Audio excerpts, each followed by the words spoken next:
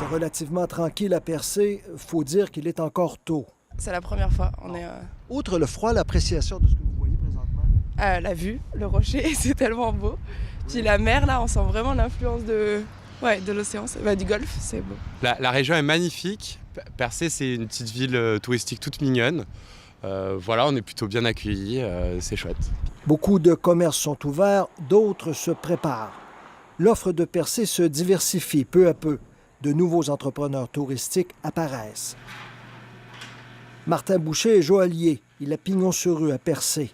Il note que le profil des visiteurs tend à changer. Je suis presque ouvert à l'année sur rendez-vous, puis je sens vraiment un mouvement. Je sens un mouvement, je sens une circulation, même l'hiver.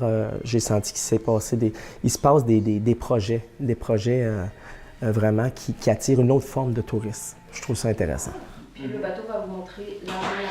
Au bureau d'information touristique, les touristes arrivent de plus en plus tôt le printemps.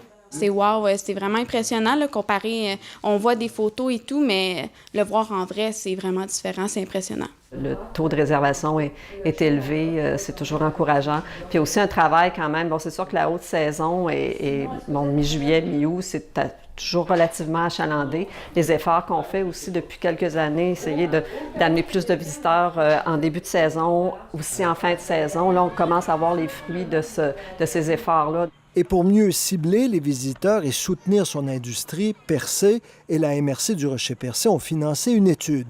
L'objectif, mieux connaître la clientèle, l'âge, le degré de scolarité, la durée du séjour et bien sûr les retombées économiques. Les résultats seront connus cet automne. Ici Bruno Lelièvre, Radio-Canada, à Percé. Ici Gaspésie, les îles de la Madeleine.